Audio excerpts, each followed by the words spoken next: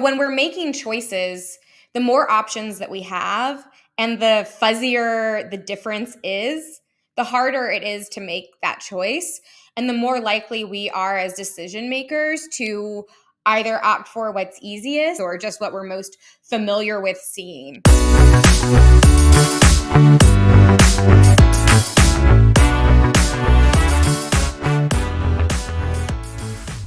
Hey everybody, we're back with Quickfire Marketing. I'm your host, E.T. Mack.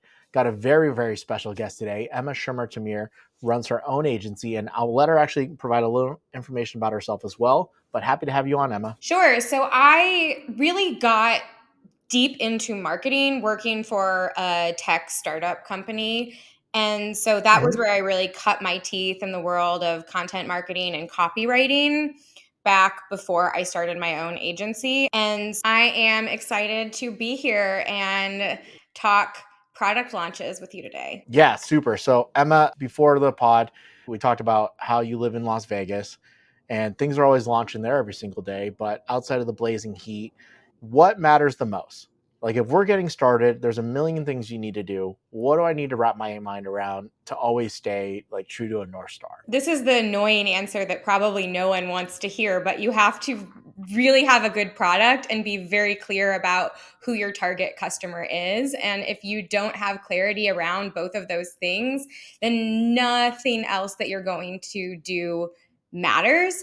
But when you do have clarity about those things, then it actually starts to make your decision making so much easier. Because if you know who is going to absolutely love this new launch, then you're going to be able to start to understand where are those people spending their time? Who are the key decision makers within that sphere? All of those different elements will begin to paint a picture of exactly what you need to do, who you need to get in front of, how you need to be getting in front of them, the way that you need to be communicating. And if you skip that step, then that's where it's really easy to fall into this place of being, constantly jumping from one thing to the next without having a clear, solid strategy in place and wasting a lot of time, effort, money, and not really making that launch as effective as it could be. So we work with a lot of B2B tech companies, early stagers as well. Sometimes they're the only ones that believe it. Like they're disrupting the market. They're the first, to do whatever it is they're going to do. How do you validate it? Because you have to have the biggest sense of belief in yourself, but there's other people out there that might not believe in it as much. So how do you validate it before you launch that product then? So, if you are doing something truly innovative, I would still ask yourself, what is this innovating on?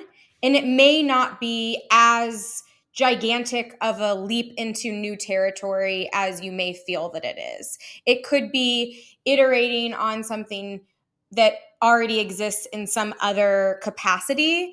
And so then it's a matter of identifying what that transition might look like. And so if you are offering some new feature that has never been offered before, is that something that you are simply offering because you think it's a good idea? Or have you validated it in some way that this is something that people would need even if they don't know that they need it? What about launching a new product and there are companies that are maybe in the same space and they don't do what I do, but we all use the same terms. Mm-hmm. How do I differentiate there? Like, is that a critical success factor too, to figure out like how to navigate that? Absolutely. One of the little sayings, and I wish I remembered who to attribute this to, but there's someone very smart that said you don't just have to get customers to choose you have to get them to not choose someone else. And so when we're making choices, the more options that we have and the fuzzier the difference is, the harder it is to make that choice. And the more likely we are as decision makers to either opt for what's easiest or go off of something that may not necessarily be true representation of whether it's best fit. So it could be price, it could be the amount of reviews, or just what we're most familiar with seeing. And so, one of the things that you need to do when you're thinking about differentiation is you have to be very clear about the space that you're operating in and what is that competitive landscape and what is it that your competitors are doing well? What are they maybe not doing well?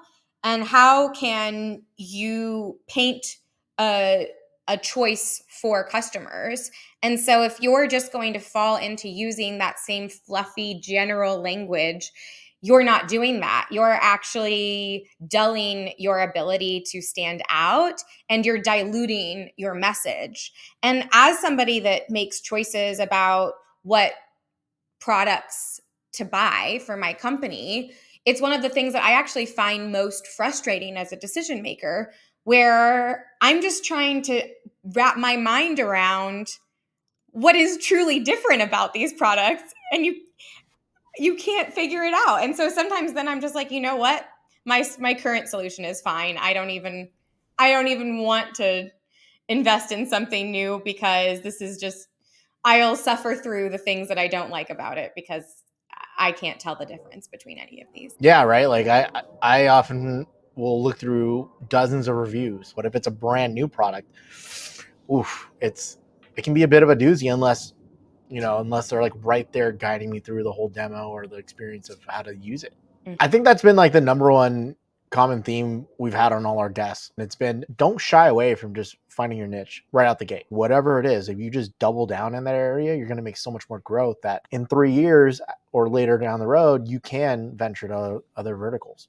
Exactly. And because it's also, if you have a finite budget of what events that you can attend and what you can sponsor and all of those different things, if you're spreading that really thin, then you're not really going to make significant inroads in any particular industry. Where if you decide, okay, we're going into healthcare and specifically maybe even into healthcare administration, then you know exactly what events you need to be at. You know exactly the publications that you need to be in, and you can make that budget also much more effective. And I think it becomes even more imperative as AI content generation is so widely Mm-hmm. spread, is figuring out how to cut through all of that noise becomes far more complicated. And that's where that clarity in understanding really who you solve and how to speak specifically to them is also so vitally important. So key takeaways we've gotten so far. Let me know if I missed anything. It's like have an amazing product. One, have a product you're not that scared to show anybody. Number two, really understand your angle, like strengths and weaknesses of how you can enter the market. And three, know your market. Everyone always asks for a silver bullet.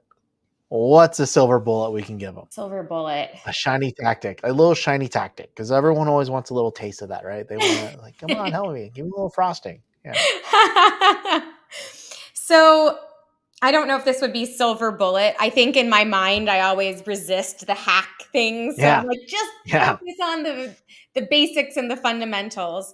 So this is kind of a basic and fundamental, but it's a way of getting to knowing who that market is. And I'm amazed by how many companies don't do this, which is build out a customer avatar and don't just use that as a marketing tool. That should be something that everybody in the organization is familiar with, because it will make decision making so much easier and more unified when you're able to run it through the filter of, is this something that Jason would enjoy? Is this something that Jason cares about? Is this a joke that Jason would get? Or is this really something that he couldn't care less about?